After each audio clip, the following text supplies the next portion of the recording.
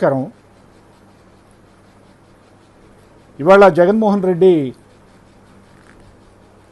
నవరత్నాలు 2 పేరిట రాబోయేటటువంటి 24 మే 13 జరిగేటటువంటి ఎన్నికల్లో తాము ఏమి చేస్తామనేటటువంటి దాని గురించి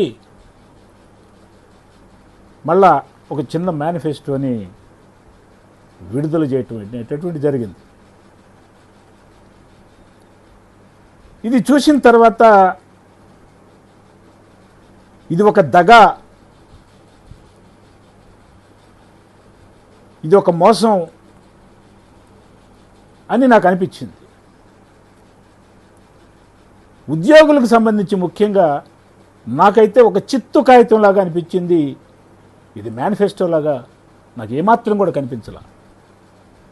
ఒకసారి మనం గమనించినట్లయితే ఏముంది ఈ మేనిఫెస్టోలో?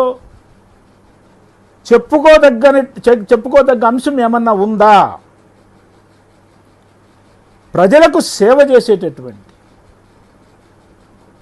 విద్యార్థులకి విద్యాబుద్ధులు నేర్పేటటువంటి, ఉద్యోగస్తుల మీద, టీచర్ల మీద జగన్మోహన్ రెడ్డి ఏనాడో పగబెట్టాడు. ఇప్పుడు ఆ పగని, అసూయను కొత్తగా ప్రకటించినటువంటి ఈ మేనిఫెస్టో ద్వారా చాలా స్పష్టంగా అతను పెంచుకున్నాడు అనేది అర్థమవుతుంది. చూడండి, పిఆర్సీ ప్రస్తావన లేదు ఎక్కడ కూడా, ఐఆర్ ప్రస్తావన లేదు, డిఏల ప్రస్తావన లేదు. అంటే ఏంటి? వీటిని ఎత్తేయటంలో అతని యొక్క ఉద్దేశం ఏమిటి? అంటే ఉద్యోగస్తులు పనికిరాని వాళ్ళనే, చేతగాని వాళ్ళనే, ఈ రాష్ట్రానికి ప్రజలకు సేవ చేసే దాంట్లో భాగస్వాములు కాదనే, లేకపోతే నీకు వ్యతిరేకంగా ఉన్నారనే? ఎందుకు పిఆర్సీ గురించి, ఐఆర్ గురించి, డిఏ గురించి నువ్వు ప్రస్తావించలేదు? అంటే నువ్వు ఒక చేతగాని దద్దమ్మ సీఎం అని చెప్పని నిరూపించుకున్నావు మరోసారి. అట్లాగే సిపిఎస్ స్థానంలో జిపిఎస్ తీసుకొచ్చావు.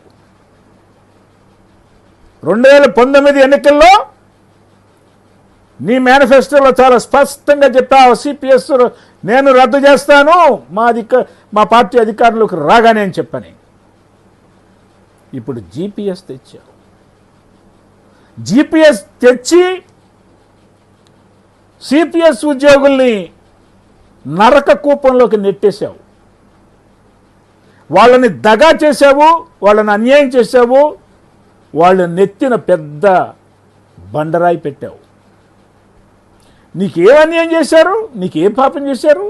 నువ్వేగా చెప్పింది వారం రోజుల్లో రద్దు చేస్తానని. మళ్ళా జిపిఎస్ ఎందుకు చేశావు? మాట తప్పను మడమ తిప్పను అంటారు కదా నిన్ను. అటువంటి వంశానికి సంబంధించిన గొప్ప నాయకుడు అని చెప్తారు కదా.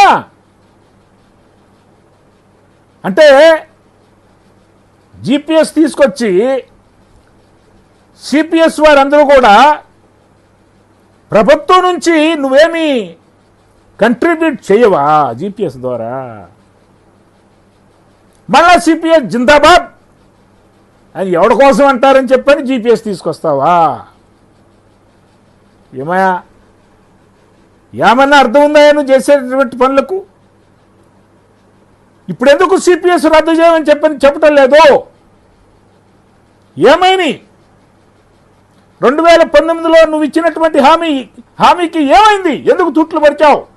ఎందుకు చేత కాలేదు? చెప్పు. సిపిఎస్ ఇందువల్ల నేను చెయ్యలేకపోయానని చెప్పబోయావా నీ యొక్క మేనిఫెస్టోలో? నాకు దమ్ము లేదు, నాకు ధైర్యం లేదు, నేను చేతగాని జేజమ్మను అని యాజమ్మను అని చెప్పబోయా?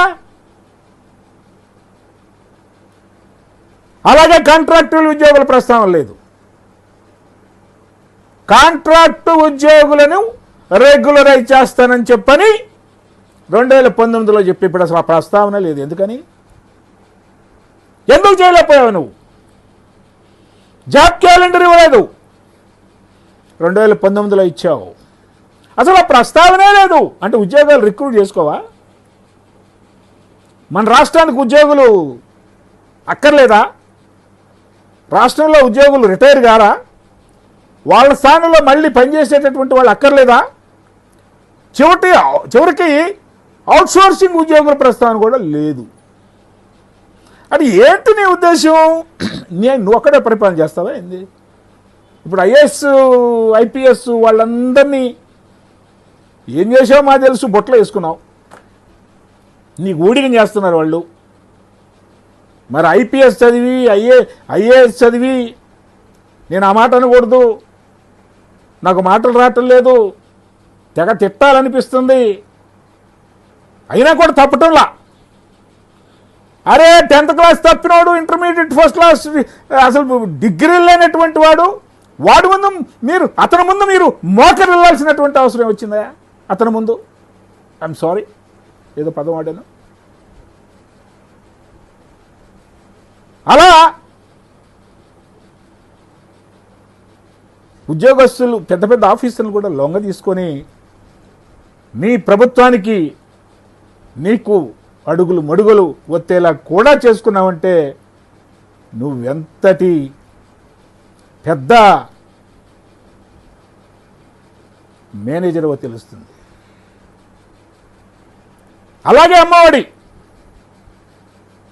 అమ్మఒడి ఒకళ్ళకే ఇస్తావు, 15,000 అన్నావు, దాన్ని 13,000 కుదించావు, 2,000 స్కూళ్ళు మెయింటెనెన్స్ ఖర్చులు అన్నావు, మొట్టమొదటి అందరికీ అన్నావు.